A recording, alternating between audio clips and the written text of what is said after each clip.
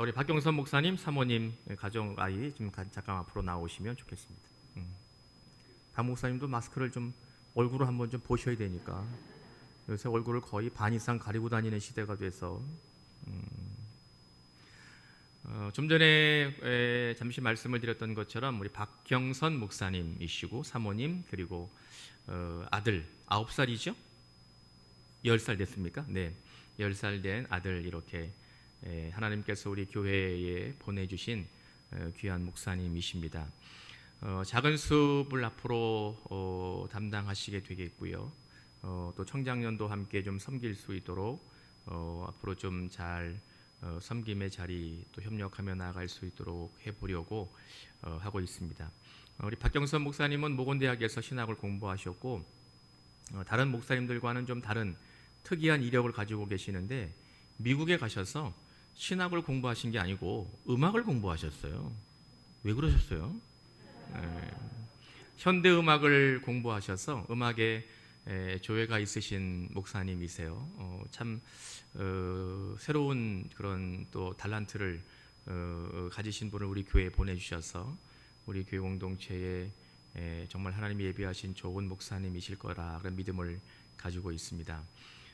아직 좀 우리 교회는 좀 낯설고 그러실 텐데 여러분들 보실 때마다 반갑게 맞아주시고 또 우리 교회에서 사역을 잘 하실 수 있도록 기도해 주시고 또 협력해 주시고 좋은 목사님으로 세워져 가도록 목사님과 가정 또 우리 아이에게 늘 기도와 또 격려를 해주시면 좋겠습니다.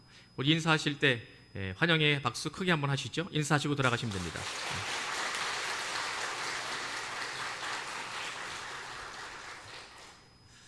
감사합니다. 할렐루야. 이동원 목사님이 쓰신 책 처음 복음이라는 책이 있습니다. 제가 정확하게 알지는 못하지만 아마도 이동원 목사님이 지구촌 교회를 은퇴하시고 나서 출판하신 책이 아닐까 생각을 합니다. 여기에 좀 재미있는 글이 하나 인용되어 있는데 아마도 이동원 목사님이 연로하신 이제 연세가 있으신 분이니까 이러한 표현을 그냥 쓰셨을 거라 저는 그렇게 생각을 합니다. 제 표현이 아니고 책에 그대로 나와 있는 표현이기 때문에 여러분들이 양해를 하시고 들으시면 좋겠고 제가 이걸 인용하는 건 오늘 설교를 말씀을 함께 나누는데 도움이 될 것 같아서 인용을 합니다. 제목이 짧은 글인데요. 거기 또 일부만을 제가 발췌를 했습니다. 산이 마누라보다 좋은 이유. 보통은 이제 젊은 사람들은 이 마누라라는 말을 잘 안 쓰는데 이제 어르신이기 때문에 아마 친근하게 이러한 의미로 사용하지 않았을까 그냥 생각을 이제 짐작을 합니다. 저는 마누라라는 표현을 별로 이렇게 썩 달갑게 생각하지 않는 표현이어서 저는 그냥 아내로 바꾸겠습니다. 좋으시죠, 권사님? 그게 훨씬 좋으실 것 같았어. 예. 자, 몇 가지 이제 산이 아내보다 좋은 이유가 있다는 거예요. 산은 언제나 나를 반겨준다. 그러나 아내는 기분 좋을 때만 반긴다. 두 번째, 산은 내가 바빠도 아무 말 없이 나를 기다려준다. 그러나 아내는 내가 야근만 해도 전화통에 불이 난다. 세 번째, 산은 사계절 새 옷을 갈아입고 새로운 모습으로 나를 기다린다. 그러나 아내는 사계절 몸빼 입고 나를 기다린다. 네 번째, 산은 나에게 아무것도 바라지 않는다. 그러나 아내는 내가 만능 맥가이버가 되기를 바란다. 다섯 번째, 산은 10년이 흘러도 제자리에 있다. 그러나 아내는 오늘도 어디로 튈지 모른다. 여섯 번째, 산은 꾸미지 않아도 예쁘다. 그러나 아내는 화장 안 하면 무섭다. 일곱 번째, 산은 바람소리, 물소리, 새소리 등 자연의 소리가 있다. 그러나 아내는 마냥 잔소리만 늘어놓는다. 여덟 번째, 그러나 이게 결론이에요. 내가 그러한 산하고 안 살고 아내하고 사는 이유가 있다. 산은 내게 밥을 주지 않는다. 재밌죠? 그냥 뭐 재밌게 읽을 수 있는 글이라고 생각했습니다. 그런데 이제 이동원 목사님이 인용한 이 글을 제가 읽다 보니까 그냥 조크는 조크로 넘어가면 좋은데 이 목사의 단점은 이 조크를 조크로 예능을 예능으로 안 받고 자꾸 다큐로 받으려고 그러는 속성이 좀 목사들에게는 좀 있는 것 같아요. 제가 이 글을 읽고 어떤 생각이 들었냐면 참 남편들은 이기적이고 자기중심적인 것 같다는 생각을 했습니다. 어떻게 보면 이건 뭐 저도 남편으로 살고 있지만 남편만의 문제가 아니라 한국 사회가 갖고 있는 남자들의 그러한 좀 특성으로도 볼 수 있지 않을까 생각을 했습니다. 아무리 산이 좋아도 밥해주는 부인과 살겠다는 거잖아요. 산은 산대로 좋고 밥해주는 부인과 살겠다는 이 남편의 모습이야말로 참 욕먹기 딱 좋지 않겠나 하는 생각을 하게 됐습니다. 그러니까 이 남편은 이러한 태도, 이러한 성향을 가지고 있다면 물론 산이 욕을 하지는 않습니다만 산과 아내에게 동시에 욕을 바가지로 먹을 수밖에 없는 그러한 사람들인 것이지요. 다른 하나는 이제 이것도 중요한 것인데 제가 느낀 것 중에 우리가 두 가지를 다 가질 수 없다는 겁니다. 나를 반겨주고 기다려주고 아름다운 모습으로 그대로 서 있는 산과 나를 몰라주고 나에게 화를 내고 그러한 부인이 둘 중에 하나만을 만족하며 살아야 되는 것이 우리의 인생이라는 것입니다. 나를 있는 그대로 늘 편안하게 대하고 늘 나를 기쁘게 해주면서 밥도 잘 해주는 부인은 세상에 있을까요? 권사님 어떻게 생각하세요? 있을까요? 없을까요? 부정도 아니시고 긍정도 아니시고 어떻게 생각하실는지 모르겠지만 이게 아마 거의 없지 않을까요? 저는 그런 아내랑 살고 있나 뭐 이런 생각도 해보았습니다. 우리가 행복하려면 모든 것을 다 가질 수 없다는 걸 인정해야지 사실은 우리의 삶이 행복하다는 걸 알게 됩니다. 적절하게 주고받으면서 살아야지 행복이 있는 것입니다. 내가 가지고 있는 것들은 뭐 좀 아쉽더라도 좀 포기해야 되고 그래야 내가 정말 원하는 다른 것을 얻을 수 있는 것 이걸 배워야지 우리가 인생을 좀 행복하게 살아가는 것이 아닐까 생각을 합니다. 이것 때문에 우리가 어떻게 보면 학교에 가서 교육을 받는 것일 수도 있고요. 또 결국 이것이 우리가 인간관계나 사회생활에 있어서 어려움을 겪지 않으며 살도록 만드는 뭐 규칙이라고 그럴 수도 있고 또 뭐 지혜라고 말할 수도 있고 또 질서라고도 이야기할 수 있지 않겠습니까? 이것이 어떻게 보면 또한 우리의 일상에서 발견되는 정치행위가 바로 이런 거죠. 적절하게 주고 또 내가 받는 거. 이것 양자가 행복하도록 만들어가는 것이 사실은 뭐 정치 아니겠습니까? 근데 우리의 불행의 대부분은 이 원칙을 무시하는 데서부터 비롯됩니다. 절대 내 것도 못 놓고 그리고 다른 것까지 탐내려고 하고 있기 때문입니다.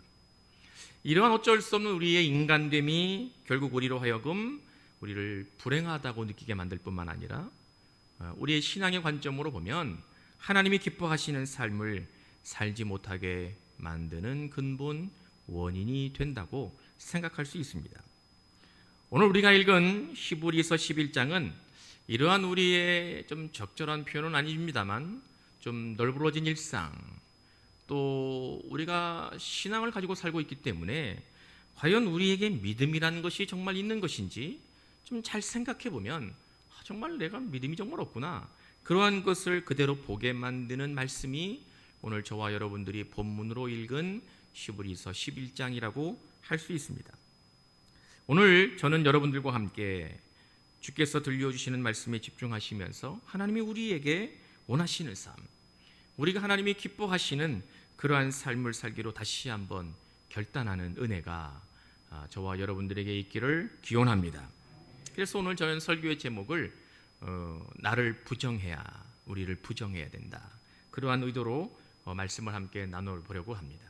나의 나됨을 부인하는 것, 이것이 바로 하나님이 기뻐하시는 삶을 사는 믿음의 본질이 되지 않을까 생각을 해보게 되었습니다.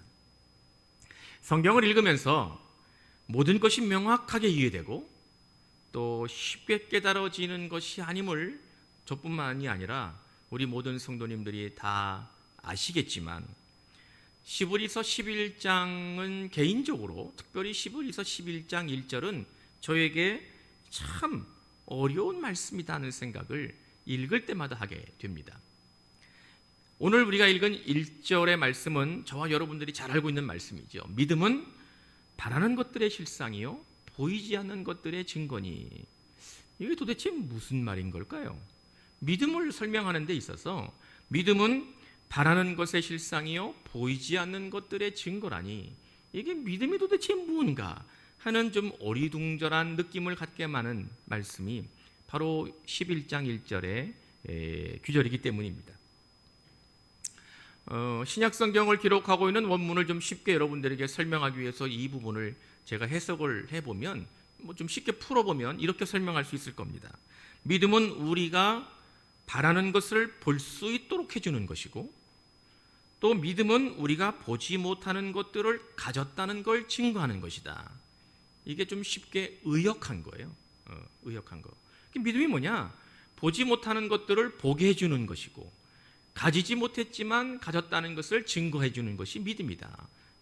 이렇게 좀 쉽게 번역을 할 수 있는데, 뭐 이렇게 말을 한다 하더라도 믿음이 무엇인지에 대해 마음에 확 와닿지는 않습니다. 굉장히 어려운 말씀인 거죠. 히브리서는 이 믿음을 설명하는 방식으로 믿음은 희망의 본질이고 믿음은 보이지 않지만 증거라고 말씀하고 있는 겁니다. 오늘 말씀을 읽고 묵상하는 우리들에게 이 히브리서 11장의 시작은 처음부터 턱 이렇게 막히게 만드는, 좀 혼란스럽게 하는 본문이라는 것을 우리가 느끼게 됩니다. 우리가 여기서 말씀을 묵상하는 것을 중단하지 않고 계속 읽어 내려가다 보면 히브리서는 그렇게 살았던, 믿음으로 살았던 선진들, 장로들이라고 한국어로 번역할 수 있고, 영어 성경은 엘더라고 번역을 합니다. 이게 좀 나이가 많으신 어른들이라는 의미가 아니라 지혜로운 어른들이라고 말할 수 있고요. 그리고 오늘 우리가 읽은 성경의 의도, 본문에 따라서 설명을 하면 믿음을 희망의 본질로, 보이지 않지만 증거라고 경험한 믿음의 어른들을 선진들이라고 쓴 겁니다. 그렇게 믿음의 어른들, 선진들의 삶을 우리에게 증거하면서 믿음이 무엇인지 그래도 이해가 안 되느냐고 우리에게 묻고 있는 말씀이라는 것을 깨닫게 됩니다. 오늘 본문에 등장하는 두 명의 선진들, 우리가 다 볼 수는 없지만 아벨과 에녹을 통해서 어렴풋하게나마 믿음이 무엇인지를 엿볼 수 있도록 히브리서는 우리에게 가르쳐 주고 있습니다. 히브리서가 믿음에 관하여 불분명해 보이는 1절의 말씀을 두 명의 선진들의 삶을 통해서 예로 좀 구체적으로 쉽게 설명하고 들려주려고 하는 말씀이 오늘 히브리서 11장 전반부의 말씀이라고 할 수 있습니다. 히브리서 11장 6절의 말씀은 우리가 읽은 본문의 끝절은 믿음이 없이는 하나님을 기쁘시게 못하나니 이렇게 기록합니다. 히브리서가 전달하고 있는 믿음이 무엇인지는 정확하지 않지만 그 믿음은 하나님의 기쁨과 밀접하게 연관되어 있다는 것만큼은 분명합니다. 믿음이 무엇인지 잘 모르지만 그 믿음은 하나님의 기쁨과 아주 밀접하게, 아주 깊게 연관되어 있다는 것만큼은 분명해 보인다는 것이죠. 믿음은 바라는 것들의 실상이요 보이지 않는 것들의 증거라고 우리가 잘 느끼지 못하고 깨달아지지도 않고 마음에 와닿지도 않는 모호한 표현과는 달리 아주 구체적으로 전달하는 그 믿음은 하나님이 기뻐하시는 그 행동, 하나님이 기뻐하시는 모습, 하나님이 기뻐하시는 삶이라고 두 명의 선진들 아벨과 에녹으로 그의 삶과 그의 행동과 그의 태도를 통해서 우리에게 믿음을 보여주려고 하고 있는 겁니다. 아벨은 우리가 아는 바와 같이 하나님께 예배하는 삶을 살았던 대표적인 인물이었습니다. 그의 형 가인과는 달리 아벨은 하나님께 제사하는 것을 통하여 그의 믿음을 증명했습니다. 그래서 히브리서는 아벨은 죽었지만, 아벨은 더 이상 이 땅에 존재하지 않지만 그의 믿음은 지금도 우리에게 증거로 남아있고 그의 믿음은 우리의 삶 속에 도전되고 있다, 그렇게 말하고 있습니다. 6절에서 믿음은 하나님의 기쁨이라고 관련되어 있다는 것을 우리가 말씀으로 기억하고 있다면, 또한 우리가 여러 차례, 여러분들 기억하고 있을런지 모르겠습니다만 제가 예배에 관하여 여러 차례 설명하면서 또 저와 함께 제자 훈련하셨던 우리 성도들은 기억을 하시겠습니다만 예배에 관하여 함께 우리가 설명을 하고 말씀을 나눴을 때 예배가 무엇이냐? 예배는 하나님의 기쁨이 바로 예배다. 예배는 하나님이 기뻐하시는 것이 예배다. 그것을 아마 여러분들이 기억을 하고 계시리라 믿습니다. 이렇게 본다면 아벨은 하나님의 기뻐하시는 예배를 통하여 자기가 믿음의 삶을 살았음을, 그가 믿음에 가지고 있는 믿음의 사람이었음을 오늘 본문을 통해 우리에게 증거하고 있는 것입니다. 우리 교회 공동체는 예배는 하나님의 기쁨이라고 받아들이고 있습니다. 믿으시면 아멘, 믿으시면 아멘 하시기 바랍니다. 예배가 무엇이냐? 예배는 하나님이 기뻐하셔야 예배입니다. 어떠한 예배도 하나님이 기뻐하지 않으시면 그거는 그저 종교행위인 겁니다. 여러분들이 이 자리에 가운데 앉아 있어서도 여러분들의 예배를 하나님이 기쁘게 받으시지 않으면 우리는 그저 종교행위를 하고 집으로 돌아가는 것이지, 예배자로 예배하고 하나님께 예배하는 예배를 마치고 집으로 가는 사람이 아닌 겁니다. 예배는 결코 내 만족, 내 기쁨, 나를 위해 드려지는 것이 아닙니다. 예배의 모든 초점은 철저하게 하나님께 맞춰져 있어야 되는 겁니다. 하나님이 우리의 예배를 보시고 기뻐하셔야지만 내가 예배가 성공한 것이지, 내가 아무리 예배하는 자리에 앉아 있을지라도 나의 예배를 보시고 하나님이 기뻐하지 않으시면 나는 예배를 드린 것이 아니라 종교행위를 하고 집으로 간 겁니다. 아벨이 하나님이 기뻐하시는 예배를 드렸기 때문에 그 예배가, 그 제사가 하나님을 받으셨고 그를 통하여 그의 믿음이 증거되었고, 이러한 선진들의 아벨의 믿음을 통하여 하나님이 기뻐하시는 예배로 인하여 믿음이 무엇인지를 오늘까지 우리에게 증거하고 있다고 히브리서는 우리에게 가르쳐 주고 있는 겁니다. 에녹은 아벨보다 훨씬 더 구체적입니다. 그는 성경에 등장하고 있는 많은 인물들 중에 육체의 죽음을 겪지 않고 하늘로, 하나님께로 올라간 2명 중에 한 사람이었습니다. 다른 한 사람은 엘리야입니다. 기억하시는지 모르겠습니다만 열왕기하 2장을 읽어보면 엘리야는 그를 따랐던 엘리사가 보는 앞에서 하늘로 올라갔습니다.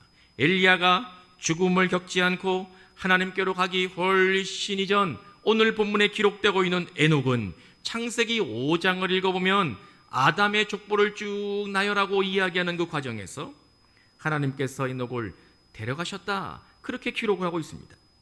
물론 창세기 5장에서 에녹을 기록하고 있는 부분에 에녹이 죽음을 겪지 않고 하나님께로 올라갔다, 아니면 에녹은 승천했다, 이러한 표현은 등장하고 있지 않지만 오늘 히브리서는 에녹이 하나님께로 가는 방식에 관하여 설명하고 있는 것을 보면 육체의 죽음을 겪고 영원히 하나님께로 올라가는 일반적인 죽음과 일반적인 천국으로 가는 방식이 아닌 죽음을 보지 않고 옮겨졌으니, 그렇게 히브리서는 에녹의 하나님께 감을 오늘 우리에게 해석해서 들려주고 있습니다. 에녹의 죽음을 보지 않고 육체의 죽음을 거치지 않고 하나님께로 올라간 이유가 무엇이냐? 그가 하나님을 기뻐하시는 삶을 살았기 때문이라고 오늘 본문은 우리에게 전해주고 있는 겁니다. 에녹이 하나님께로 올라가기 이전에 이 땅에서의 삶은 하나님이 기뻐하시는 삶을 살았다고, 그의 인생의 모습이, 그의 삶의 태도가 어떠 있느냐? 하나님이 기뻐하시는 삶을 살았던 사람이었기 때문에 그는 죽음을 보지 않고 죽음을 거치지 않고 하나님께로 올라갔다고 우리에게 들려줍니다. 에녹은 이러한 그의 삶을 통하여 그의 믿음을 증거하였습니다. 그가 믿음의 사람이었음을 우리에게 오늘도 증명해주고 있습니다. 그러고 보면 아벨은 거룩한 날, 주일, 하나님께 나와서 예배해야 되는 그날 여호와께 나와 예배하는 자의 표본으로 그의 믿음을 증거하고 있다면, 에녹은 그의 삶의 자리에서 예배자로 살았던 표상으로 우리에게 믿음을 증거해 주고 있다는 것을 깨닫게 됩니다. 깨달아 주시면 아멘. 할렐루야. 저는 히브리서 11장의 말씀을 다시 한번 이렇게 묵상하다가 요새 우리에게 최대의 화두는, 교회의 최대의 화두는 예배이기 때문에 어떻게 우리가 진정한 예배자로 살아갈 수가 있는가? 이 코로나19 바이러스로 인해서 과연 예배는 예배일 수 있을까? 어떻게 우리가 예배자로 살아야 되나? 이게 최대의 관심사입니다. 그렇기 때문에 히브리서 11장에 관한 말씀을 다시 한번 묵상하다가 예배와 예배자에 관하여 진지하게 저의 삶의 모습을, 저희 예배자로서의 이 모습을, 또 우리 교회의 모습을 한번 생각해 보게 되었습니다. 뿐만 아니라 예배와 예배자에 관해서 생각을 하다 보니까 정말 내가 하나님이 기뻐하시는 삶을 살고 있는지에 대하여 제 스스로를 마치 거울 앞에 놓고 마주대하고 보는 그러한 시간을 보내게 되었습니다. 우리는 어떻게 믿음의 삶을 살 수 있습니까? 여러분들은 어떻게 믿음을 증거하는 살 수 있는 성도들이 될 수 있습니까? 사실은 아주 간단합니다. 그러나 쉽지는 않고요. 더 정확하게 말하면 매우 어려운 일이기는 합니다. 그것은 바로 나를 포기하는 겁니다. 예배에 관해 설명할 때 중요하게 등장하고 있는 것이 뭐냐? 기부어탐감, 포기하는 겁니다. 마치 손을 다 들고 내가 포기하는 것처럼. 여러분들 기억하실런지 모르겠지만 우리가 기도하면서 찬양하면서 두 손은 이유는 내가 거룩하게 보이려고 두 손 드는 게 아니고 포기하는 겁니다. 두 손 드는 건 포기하는 거지요. 전쟁에서 손을 드는 이유는 내 손에 무기를 들고 있지 않다는 의미거든요. 내가 당신을 해할 수 있는 능력이 없다는 것을 상대방에게 보여주는 게 두 손 드는 겁니다. 항복하는 거죠, 이게. 우리가 예배자로 살기 위해서 하나님이 기뻐하시는 삶을 살려면, 우리가 믿음의 삶을 살려면 무엇을 해야 되느냐? 두 손 들고 살아야 되는 겁니다. 포기해야 되는 겁니다. 나 자신을 포기해야 되는 것이죠. 나를 포기한다고 말하면 좀 오해가 있을 수 있을 것 같습니다. 나의 나됨을 버리는 것, 바로 그것은 하나님이 아담과 하와를 만드셨을 때 그 이후에 죄로 인하여 창조의 본연을 잃어버린 죄된 나됨을 포기하는 것, 그것이 바로 예배자이며 그것이 하나님이 기뻐하시는 삶을 사는 사람이며 그것이 바로 믿음의 본질을 보여주고 증거하는 삶이라는 걸 깨달아야 될 줄로 믿습니다. 고집스러운 나, 완고한 나, 세상이 전부인 양 사는 것이 그것이 목적이라고 생각하고 있는 나, 내 인생이, 내 삶의 기쁨이 내 인생의 목적이라고 착각하며 살고 있는 나, 바로 그것은 하나님을 향한 삶이 아니라 철저하게 나 자신을 향하여 살고 있는 그러한 나를 포기하는 것이 예배자이고 예배자의 모습이며 하나님께서 기뻐하시는 삶이라는 것을 깨달을 수 있기를 주님의 이름으로 기원합니다. 이것이 바로 믿음을 증거하는 삶이 바로 이것입니다. 바로 아벨과 에녹이 이러한 삶을 통하여 그의 믿음을 증거했다고, 증명했다고 히브리서는 우리에게 가르치고 있는 겁니다.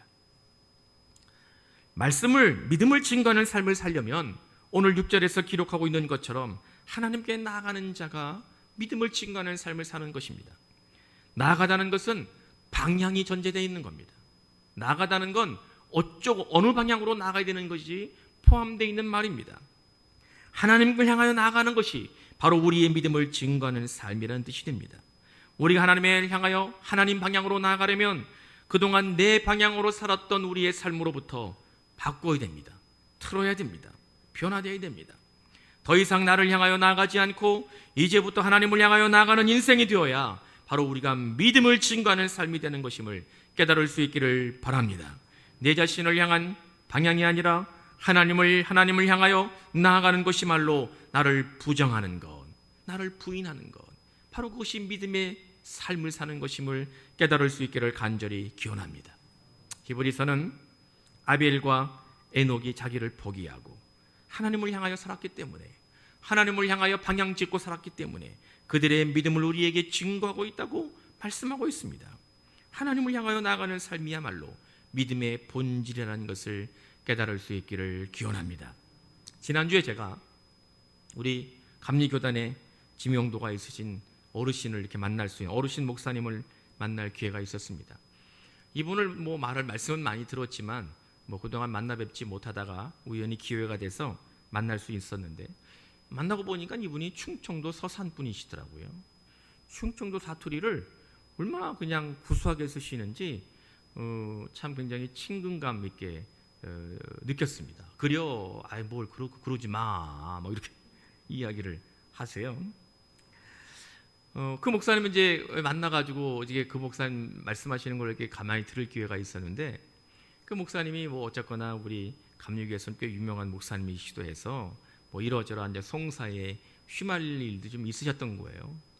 그래서 고소도 당하고 같이 이렇게 의견이 달라가지고 뭐 결정사항에 문제가 있다고 해서 뭐 굉장히 어려운 시간을 한 2, 3년 전에 한 보내셨지요. 그런데 자기를 이 목사님을 힘들게 했던 정말 대표적인 목사님 한 분이 계셨대요. 근데 그분을 그렇게 밉더라는 거예요. 너무 미워가지고 막 자다가도 막 그 사람만 생각하면 잠이 막 깨지고 너무 마음이 힘들고 얼마나 미운지 막 속상한 생각이 드는지 그런 생각이 많이 들었다는 거예요.